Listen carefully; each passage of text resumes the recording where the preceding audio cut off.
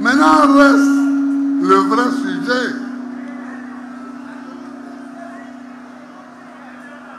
Le sujet du 4e mandat.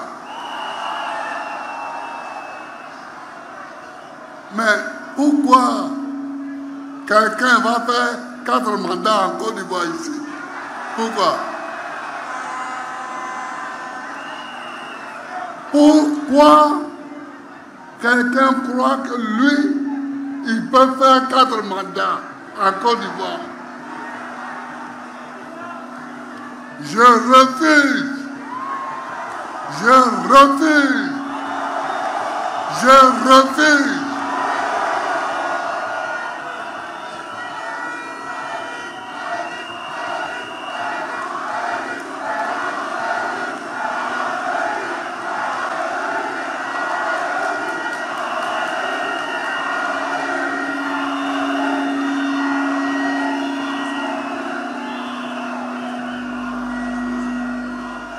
Il faut refuser, hein? Il faut refuser. Comment? La Constitution est claire. La Constitution est nette. La Constitution interdit à un citoyen de faire plus de 2 mandats. Et toi, tu es là, tu veux faire 4.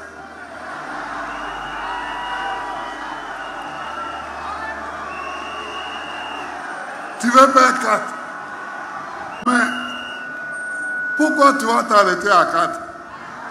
Si tu fais 4, fais 5, fais 6, fais 7, fais 8, fais 9 en même temps.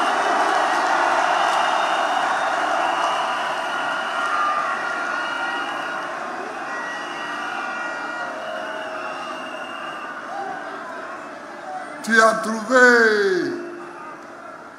as trouvé tes moutons alors. Tu peux t'asseoir sur eux tant que tu veux.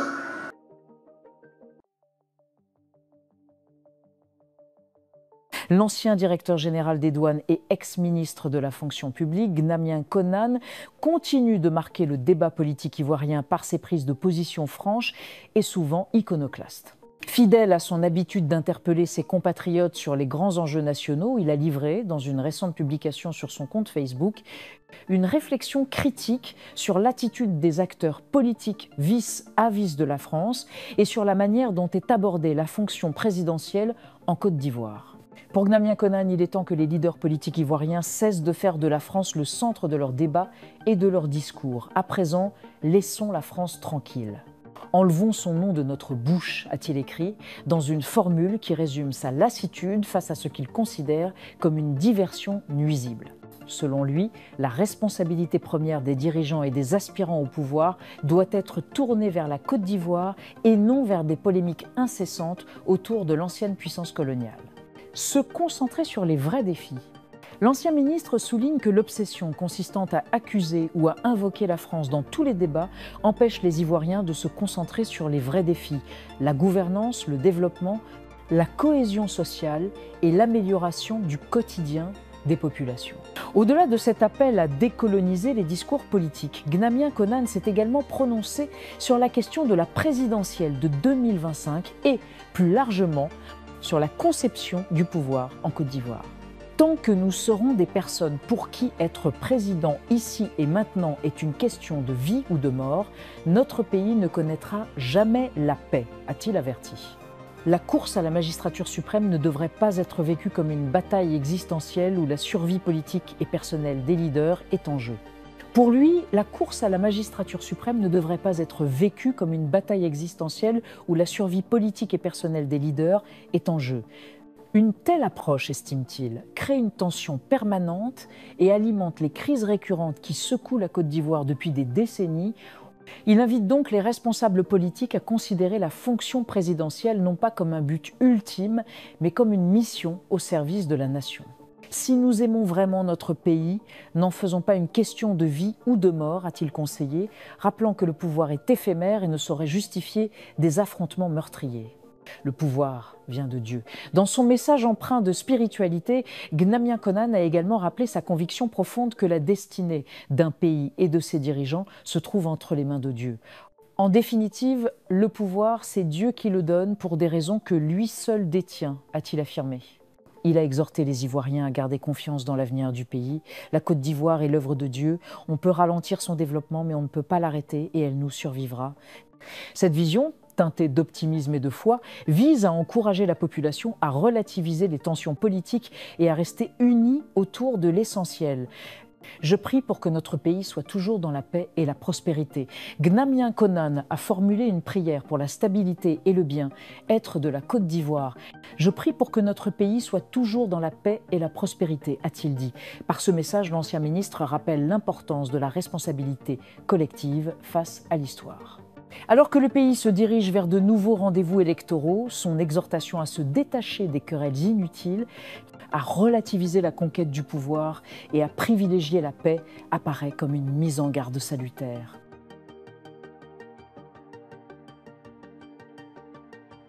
Depuis Bruxelles, la directrice générale du service pour l'action extérieure de l'Union européenne a adressé, il y a quelques jours, une réponse au courrier d'interpellation à elle adressé par Rémi Yao Hébrin, mais Dr Gervais Boga-Sako. En exclusivité, Pichard NTA vous livre le contenu de cette lettre, objet lettre d'interpellation. Cher Monsieur Hébrin, cher Dr Boga, je vous remercie pour votre lettre du 2 mai 2025 et tiens par la présente à saluer les efforts que vous et la plateforme, ces 37 organisations, associations, ONG et mouvements de la société civile ivoirienne peuvent déployer lors des différentes échéances électorales. L'UE suit avec attention le processus électoral en Côte d'Ivoire. J'ai pris bonne note de vos préoccupations concernant l'évolution récente de la situation dans la perspective des élections prévues pour octobre 2025. En effet, l'Union européenne, avec les États membres, suit la situation politique et préélectorale avec toute l'attention requise et plaide systématiquement en faveur d'élections pacifiques, transparentes, inclusives et crédibles en diverses occasions, y compris lors d'interventions publiques ou d'entretiens avec les médias. La délégation de l'UE à Abidjan a mené des dialogues réguliers avec toutes les forces politiques, les dirigeants de partis et les représentants de la société civile. Comme vous le savez, la défense de la démocratie est au cœur de notre mission et à ce titre, l'UE encourage un dialogue ouvert, un engagement civique éclairé et soutient les droits démocratiques de tous les individus, quelle que soit leur affiliation politique. L'Union européenne veille à respecter la souveraineté des États et le principe de non-ingérence, tout en soutenant les institutions nationales et les processus démocratiques lorsque ceux-ci sont menacés ou fragilisés. En ce sens, au cours de ces 3 dernières années, la délégation de l'UE à Abidjan a mené des dialogues réguliers avec toutes les forces politiques, les dirigeants de partis et les représentants de la société civile, y compris le PDCI, RDA, le CAPCI et votre plateforme, pour n'en citer que quelques-uns. Parvenir à des élections pacifiques, transparentes, inclusives. Le Service européen d'action extérieure à Bruxelles a également reçu diverses personnalités de l'opposition politique lors de ces dernières années. En ligne avec les diverses recommandations émanant des observations des précédents processus électoraux, un programme élection de 8 millions d'euros a été mis en place. Dans ce contexte, l'Union européenne ne prévoit pas de financer l'organisation d'élections en Côte d'Ivoire et n'a pas été approchée par les autorités pour le faire. L'UE soutient d'autres aspects du cycle électoral dans le but général de parvenir à des élections pacifiques, transparentes, inclusives et crédibles en associant étroitement la société civile, en particulier les associations de jeunes et de femmes. Je vous prie d'agréer, messieurs les présidents, l'expression de ma considération distinguée, Rita Larangina. Monsieur Hébrin Yao Rémi, président du conseil d'administration de la plateforme pour l'engagement citoyen de Côte d'Ivoire, plus ciment de FIDEA. Monsieur Boga-Sako Gervais, président d'honneur de la Fondation internationale pour l'observation et la surveillance des droits de l'homme et de la vie pacifique et FIDEAPS Côte d'Ivoire. Le sujet qui nous réunit aujourd'hui,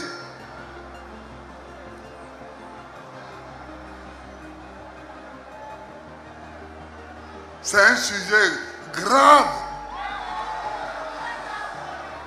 C'est un sujet grave.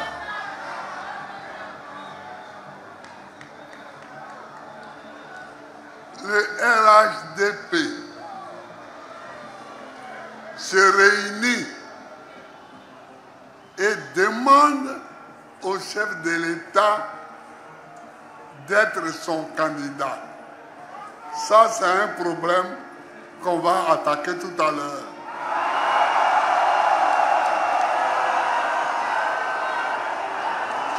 Mais le chef de l'État leur dit, j'ai compris, je vais réfléchir.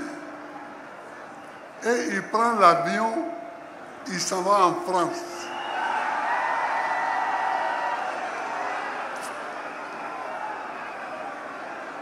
Et quand il rentre à l'Élysée et qu'il sort de l'Élysée, il prend l'avion, il revient à Abidjan et le lendemain il nous dit je serai candidat.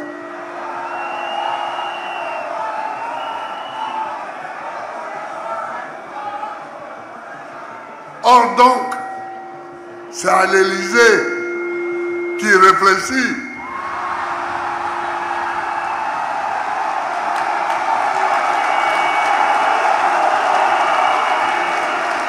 C'est à l'Élysée qui prend les réponses à donner à ses militants et à la Côte d'Ivoire. Je n'accepte pas ça.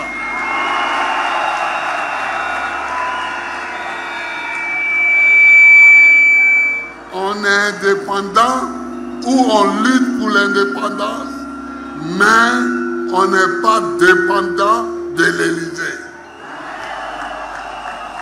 Je refuse ça. Et si c'est pour ça qu'ils ont bombardé ma résidence présidentielle quand j'étais président, eh bien, ils peuvent recommencer. Parce qu'un pays libre est un pays libre. Un pays libre doit être un pays libre.